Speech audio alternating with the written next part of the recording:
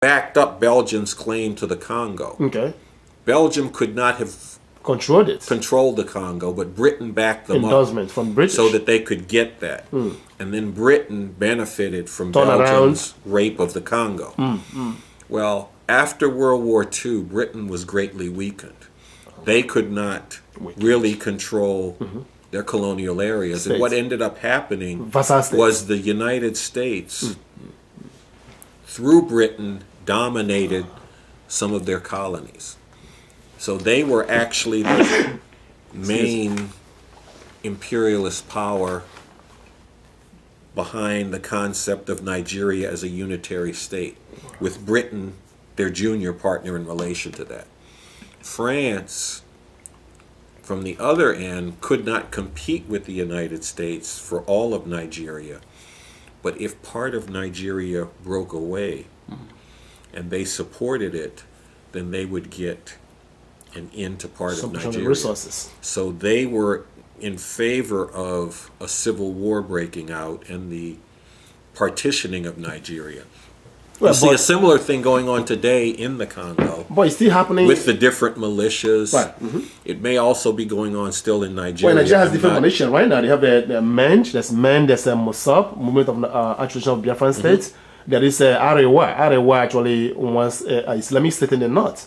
And there is indications that we're hearing now from the government that those who left Libya after the collapse of Libya, when again NATO went in to destroy Libya, they took the arms and left Libya. What you call the Tuaregs, who left now. They're coming in through Niger, Mali.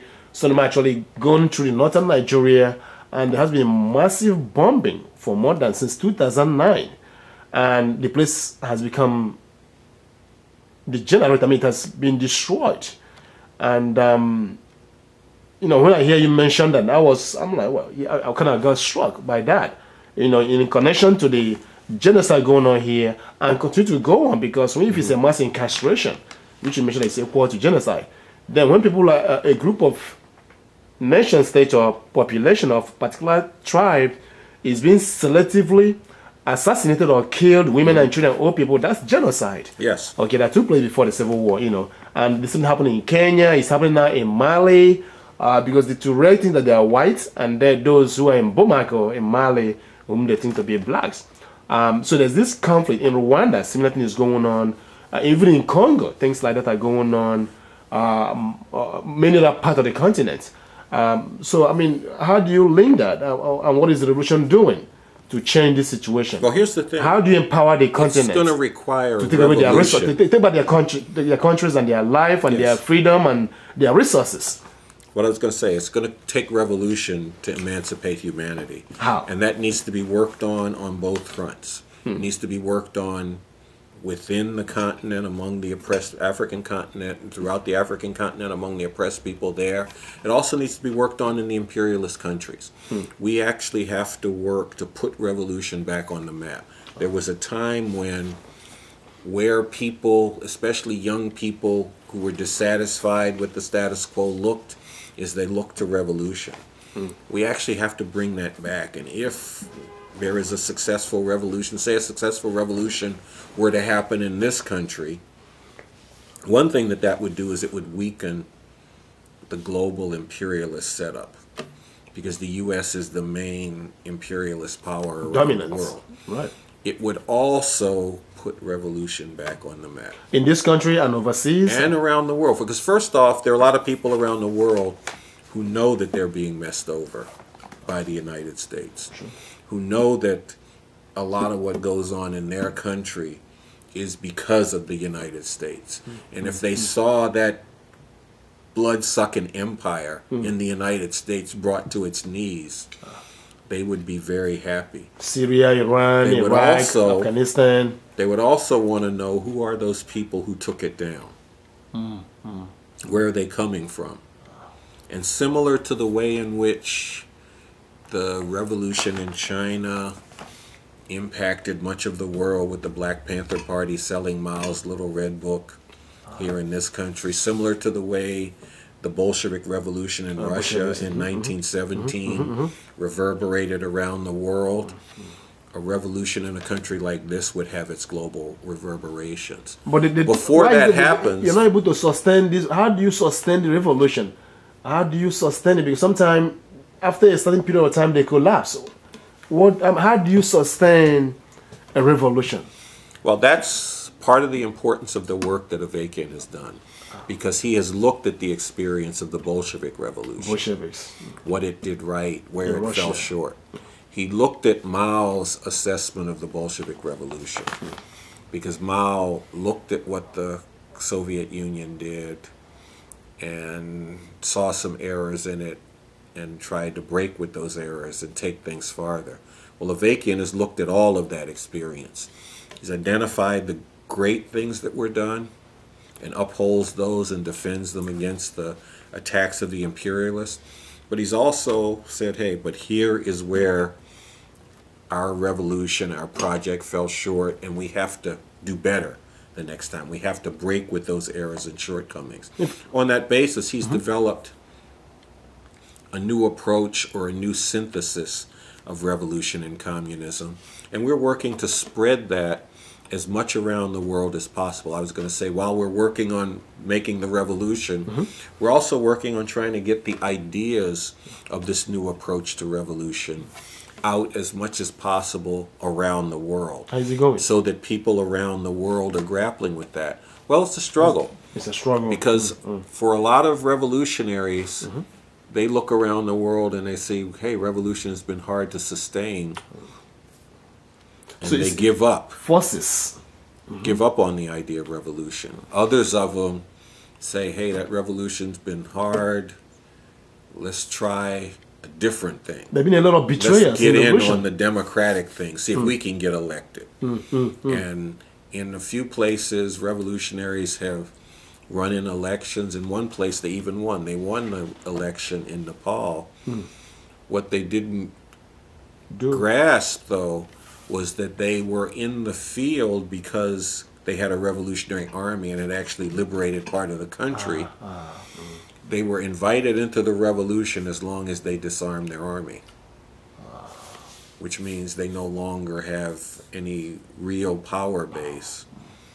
And so they now become figureheads for the oppressive state there. If I'm hearing correctly. So those struggles around what is the correct approach to revolution are still going on, and we're fighting for people around the world to check out the work that Avakian's been doing, to begin to engage it, to dig into it. And then let's talk and let's argue even over whether it's right or wrong, because it's that important that we figure out how to make revolution and how to get this decrepit imperialist beast off the face of the earth so that humanity can be freed. Can be freed and thrive and survive. And I want to take you back, if I'm hearing correctly. It seems you are going beyond the current China communism. You think what I'm hearing you say last time was that that's not even a communist party. You know, it's actually a shadow of a. It's not even a shadow. It's a society that has reversed course and gone back down the road to capitalism. Why is that? Why is that happening at this time? Well, it happened a few decades ago, and it happened because within the leadership in China, there was a section of people who were like, what we're trying to do is build a modern and powerful country. And they saw that's the decision of the country. What Mao Zedong was doing was disrupting that, because he was not aiming to mainly build a modern, powerful China. He was trying to build a China where the contradictions of capitalism had been ended, where there was no longer a section of society that had wealth and power at the expense of the great majority of society. In other words, ending the exploitative class relations, ending the social relations that had men dominating and suppressing women, one nationality ruling over another, ending the domination of much of the world by one country. They were working to end that and all the ideas associated with that. And these other leaders in the party were like, you're getting in the way of what we need to do. We need a powerful country. And part of that did come from the pressure that was being put on them by the United States. By the West. And by the social imperialist Soviet Union. Socialist in words, imperialist in deeds. That's why they were saying, well, look, Mao, all that's nice, but we got to be able to take on these other countries. Yeah, we to compete at global market. Well, they were seeing it militarily first and foremost. Now it is less of a military question, more of an economic question. But it is still a thing of a modern and powerful country, and their road to that has become increasingly clear. China has become a sweatshop for global imperialism. And as a large country, it can fulfill that role more than even some of the other sweatshops. So, there's tension between China mainland and Taiwan. I understand when Mao went to power, or to, overthrew the capitalist system in China, the nationalists left. What I understand from some of the documents I read, the imperialist lackeys left the mainland into Taiwan. And since then, there has been tension between Taiwan and mainland China, even though it's still part of China. Why is that? What's going on? Why is it that China cannot become one? Why is it there's tension between Taiwan and mainland China, Beijing? Okay, well, initially it was because China's mainland was a socialist society in transition to communism, and Taiwan was a lackey of the imperialists, part of the imperialist empire. Then when the socialist regime in China was overthrown after Mao died, the class contradiction was no longer the reason. What it is now is the conflict between U.S. imperialism back in Taiwan, and rising imperialism in China. And that's why they can't reunite, because the U.S. imperialists have thrown their web around Taiwan. They are committed to defending Taiwan against any move from the mainland. Because they don't want to, they can't even afford to give up even a small part of their empire. Wow. So it's Venezuela right here at our backyard, right here. Venezuela, Cuba. You actually said that these people didn't go further with the revolution. No, I mean, or they didn't sustain it. You said no. Here's what I had to say. Let me try to break it down. Go ahead, break it down. In Cuba, it was very important and very correct for the Cuban people to rise up and chase the U.S.-backed lackey out. Absolutely. Okay, that was good. That was something that we support. But Cuba never became an actual socialist revolution. How do you mean? How? What it did was, because it was up against the powerful United States, it started looking for someone around the world to back it up. And it became part of the from a Soviet Union global social imperialist empire of the Soviet Union. The Soviet Union threw its military might behind Cuba and integrated Cuba economically into its social imperialist setup. Socialist in words, but imperialist in deeds. And the way in which that worked out was that Cuba became a sugar-producing reserve for the global Soviet bloc, just like it had been when it was part of the U.S. bloc.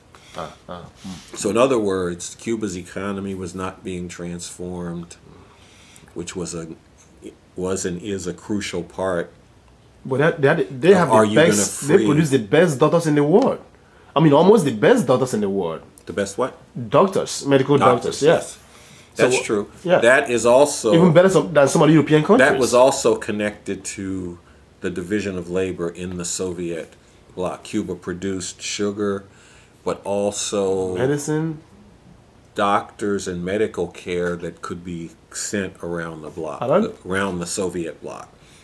And in particular, Cuba played an important role in Soviet penetration into Africa, because that's one place that they use their troops, but also doctors from Cuba. Venezuela, again, you have a situation of a government that is bucking U.S. domination, resisting total U.S. domination, but not rupturing out of the U.S. dominated global economic setup. And their economy is geared towards selling oil to that global market, and especially to the United States. And the strategy behind that is we can leverage the oil money to improving the lot of people in our country. But what you end up with is an economy that is not functioning on the basis of what are the needs of the Venezuelan people and working to meet those needs. It is working to supply the oil to the global market in order to get the resources to maintain its population. To develop other areas in terms of factories, industries, so you jobs. have to actually say what's needed here in Venezuela. Yeah, what is needed in Venezuela? What do we need in terms of food In production? Iran, exactly. What do we need in terms of other kinds of production? How do we meet the needs of the Venezuelan people? Trade can be a part of that, and we wouldn't say that they have to stop selling oil, Right. but you have to stop gearing your economy to the oil needs of the global market. You have to gear your economy to emancipating your population. I think that's what he's doing. Is he not doing that? No, he's not doing that. If you actually look at their economy, they have been able to reduce poverty, but only to reduce it. They've not been able to really take big steps towards eliminating it. Agriculture in Venezuela is... Do you have your statistics? Devastating. I don't actually have the statistics. What I was going to say, though, is if you go to the website www.revcom.us, you could get access to a talk given by Raymond Lotta, who did study the Venezuelan situation, and his article is titled Hugo Chavez has an oil strategy, but not a strategy for liberation. But people could look up Raymond Lotta, ladies and gentlemen, on that site, and they could get a study that he has done of Venezuela, including statistics and documentation. Well, thank you so much. And so let me mention, because you mentioned we all agree that slave trade or transatlantic slave trade in America, across Americas, was a multinational business. That's what it was. That has transformed into other levels of businesses in terms of outsourcing of jobs. And what is the message you can take from the movie, the jingle Unchained? What is the message to the population, to the listeners who are listening to you? Well, I think there are a couple articulate messages, these I think there are a couple critical issues that affected the blacks in America. One is the role that the violence of the slave master played in maintaining and extending that And sustaining. profit-making enterprise on the backs of the exploitation of the enslaved Africans, and the need for another kind of violence of those who were suppressed, beaten down, and robbed in order to get free from that. And the justness But they call it of reverse. that kind of Some section of society call it reverse racism or reverse violence. No, that's not reverse racism. I mean, that's go ahead. That's what I heard some of them say sometimes. If the enslaved person cannot rise up against the slave master, Why if not? you say there's something wrong with that, you are actually endorsing slavery. Not necessarily, right? I'm just saying. No, I'm not saying you're saying. Hypothetically I'm saying speaking, okay. there are Speaking, people who that says oppose that. violence. Absolutely, yeah. And what that comes down to in a world divided between slave masters and slaves, Right. you are endorsing slavery if you say that violence is wrong. And in today's world, with it divided among a great majority of Polarity. the world's population that is being beaten down, subjugated, and robbed by a small handful of capitalist imperialists who use violence to keep that situation in effect, if you say that the violence on the part of the oppressed and exploited people is wrong, then you are endorsing that setup. And then you are endorsing a setup that's maintained through violence. And that's what I would say to people like that, because you get a clear thing in this movie that there's two kinds of violence. There's the violence used to perpetrate injustice on people, and there's violence used to get out from under that injustice. Now, there are weaknesses in the movie because it is an individual who's carrying out this violence to get free from slavery. And when in actual fact, to get free required a collective effort. That's always the case. One person by themselves can't really get free. So how do you we have to actually work as a team? Yes. Well, how do we forge the leadership how do we work that as a can team lead to this process? Absolutely, revolution. And that's something that we're working on in terms of building this movement for revolution. That's something the movie doesn't get into. So it's not a perfect movie. It's got its weaknesses. Right. But again, it's much better that millions and millions of people are watching this movie because it shows them some truth and it gets them to thinking in a way that opens them up to hear broader truth. And we have to work to give them that broader truth. Sure. And I think that's about where we should end. I'll just say that people should go to the website www.revcom.us. I wrote a review of the movie Django. I wrote some other things. Okay, we'll look it up. People should check that out, and they should also check out the writings of Bob Avakian. They can get this study by Raymond Lada on Venezuela. And every week we're putting new stuff up on that site. Okay, ladies and gentlemen, the public reporters with Carl Dix, a prominent human rights activist, also a revolutionary here in New York City, based in Brooklyn, but he's in the city. We are privileged to talk to him. We are grateful that he gave us the opportunity to have this out there for you to listen to and hear what he says. He has worked with Cornel West, he has been on CNN, has debated a lot of issues that affect the black people and people of color, and even for the white folks who are so downtrodden. In those days was women, who were actually downtrodden as well. And this movement is actually gone global. And we have to start somewhere here, working as a team, as a family, as brothers and sisters. And we're gonna wrap it up here today. Hopefully, we're gonna stay. If we have an opportunity to speak to Cardix again, that'd be great. Again, Cardix, thank you so much, sir. Thank you. Thank you.